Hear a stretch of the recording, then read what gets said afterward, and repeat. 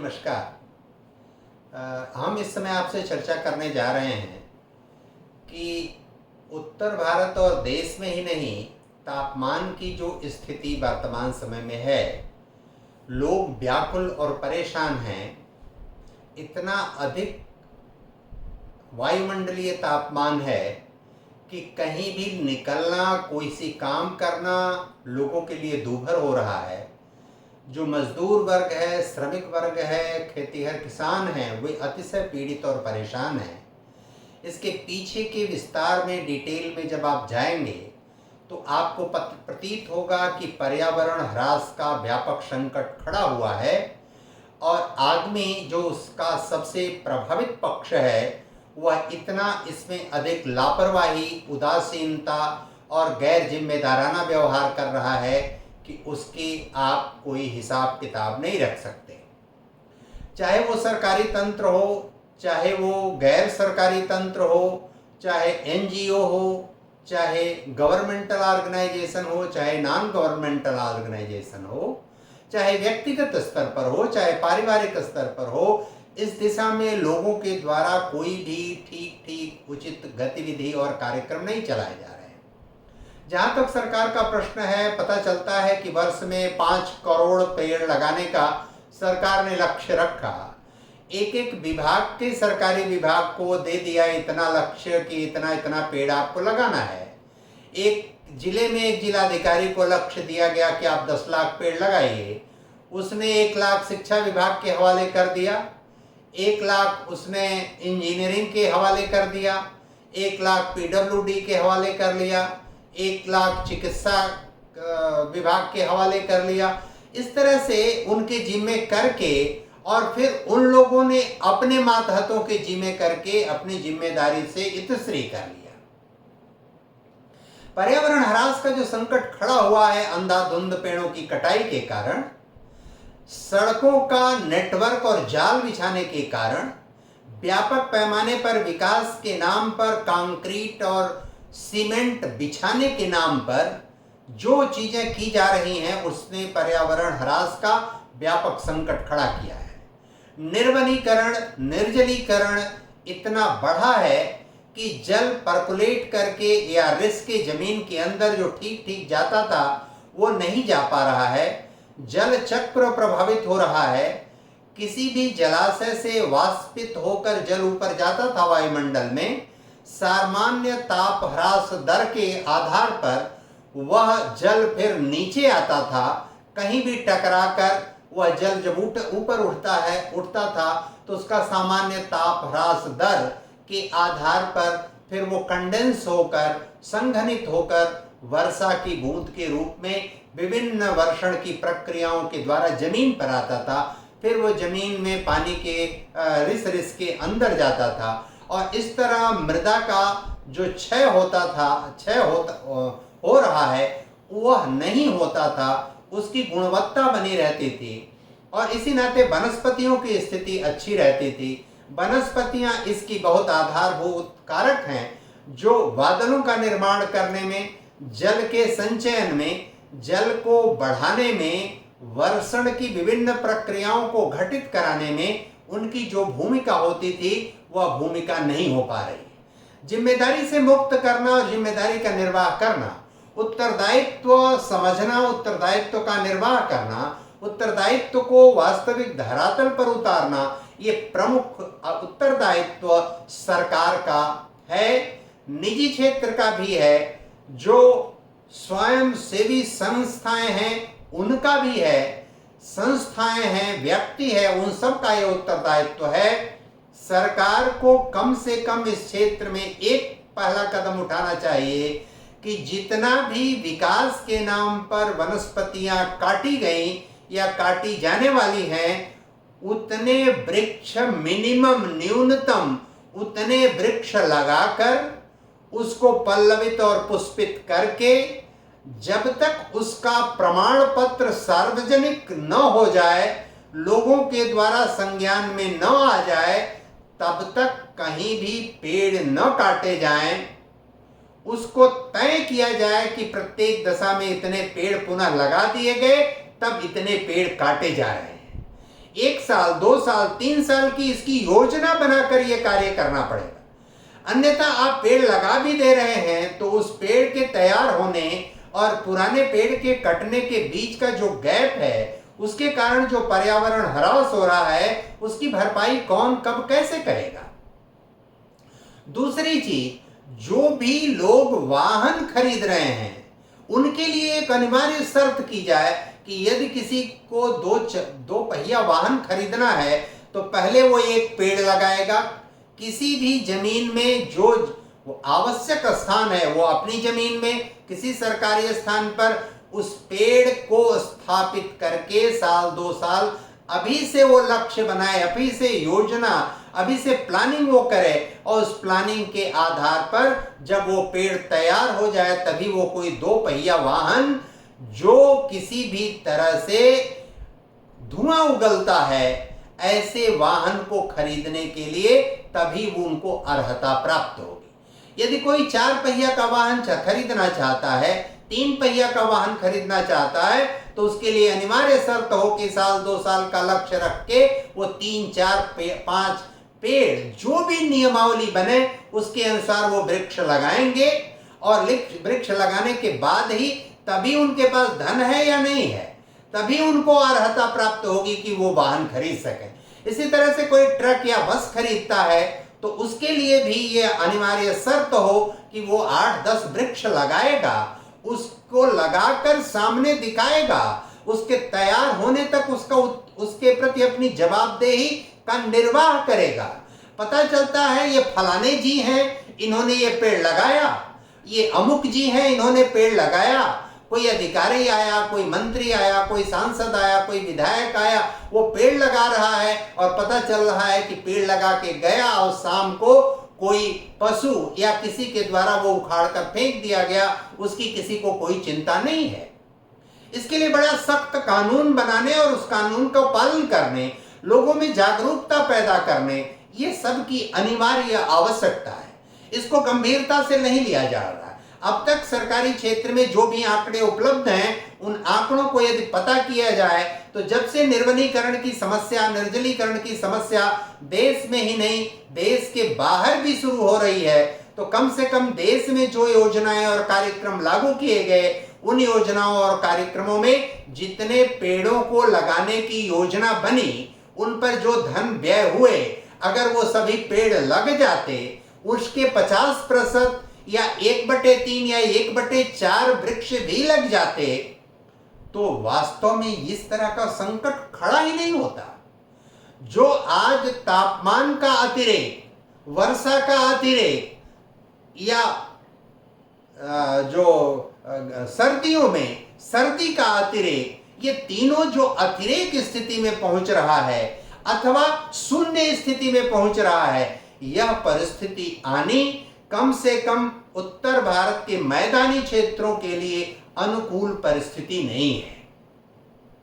और इसके लिए हमको गंभीरता से सरकारी स्तर पर नियम बनाकर, जैसे हम कानून व्यवस्था का पालन करते हैं, जैसे अन्य चीजों के लिए हम नियम बनाते हैं, वैसे ही इसके लिए बहुत कठोर नियम बनाने पड़ेंगे। लोगों को भी इसके लिए उत्तरदायित्व निभाना पड़ेगा और उसके लिए जागरूक होना पड़ेगा।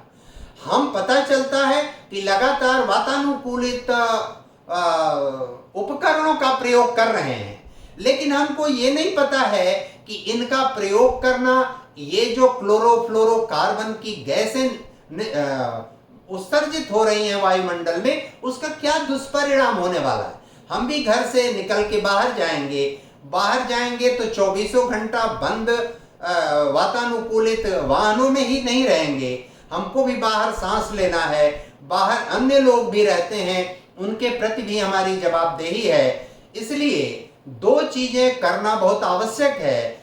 एक तो जो भी जल राशि है उसका संचयन कैसे हो, जो भी वर्षण का जल प्राप्त हो रहा है उसका संचयन कैसे हो, वह कैसे मृदा में, मिट्टी में या जलाशयों में जाए, मिट्टी में रिस के कैसे अंदर जाए, इसका हमको पूरी निगरानी और देखभाल करना होगा।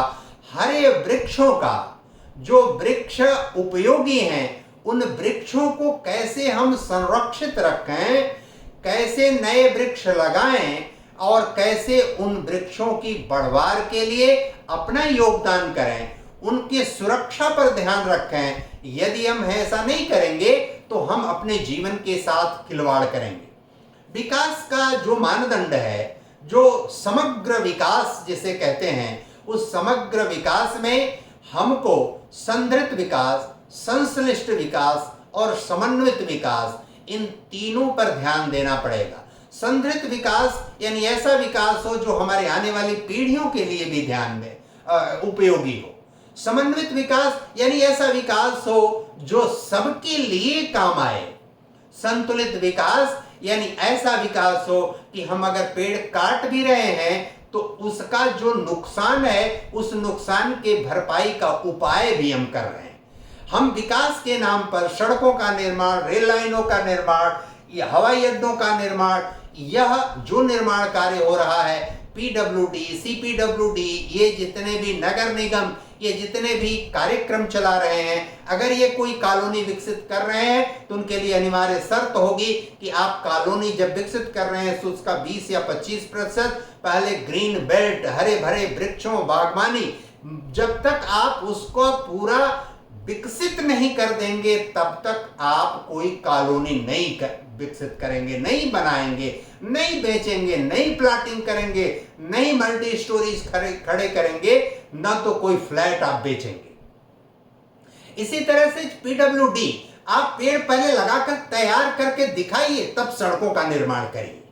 नई सड़कें जहां निकाली जा रही हैं, चाहे केंद्र सरकार द्वारा चाहे राज्य सरकारों द्वारा, उसके लिए ये अनिवार्य शर्त लगानी चाहिए। जो भी लोग अपना नया भवन बना रहे हैं, सरकारी क्षेत्र में, गैर सरकारी क्षेत्र में, किसी भी क्षेत्र में, कोई विद्यालय खोल रहा है, उसने अगर 2 एकड़ जमीन है तो उसको कहिए कि 35, 25, 50 डिसमिल जमीन, इसमें से 1/4, 1/3, 20%, 25%, ये जमीन आप हमेशा प्रत्येक दशा में या तो जलाशय यहां बनाएंगे या तो वनस्पतियों का निर्माण करेंगे, जलाशय और वनस्पतियों दोनों का विकास करेंगे।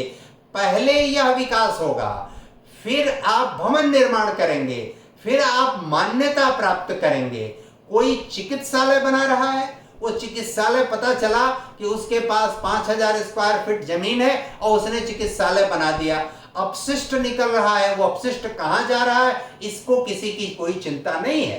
नगर निगम कुछ वर्षों में उत्तर प्रदेश में जागरूक हुए हैं। वे दुनिया के देशों में जो कचरा निकलता है वो 5 प्रकार का कचरा होता है। घरों में 5 प्रकार के डस्टबिन रखे जाते हैं।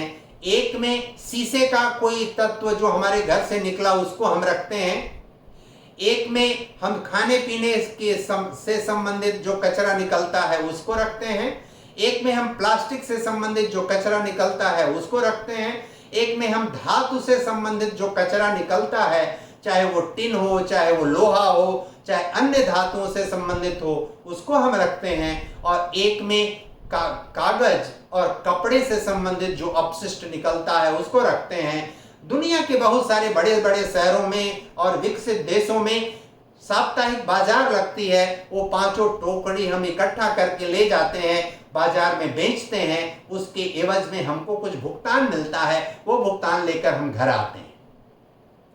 हमको निजी स्तर पर, पारिवारिक स्तर पर, व्यक्तिगत स्तर पर, केवल सरकार पर ध्यान नहीं देना है, हमको गैर सरकारी संस्थाओं को, पारिवारिक संस्थाओं को, व्यक्तिगत स्तर पर, सभी स्तरों पर यह जागरूकता स्वयं लानी पड़ेगी। हम केवल किसी को दोष देकर, पर्यावरण का संकट हो रहा है, गर्मी बहुत बढ़ रही है, पर्यावरण जलवायु परिवर्तन हो रहा है, तरह तरह की काल्पनिक बातें, सुनी सुनाई बातें करके हम कुछ हासिल नहीं कर सकते।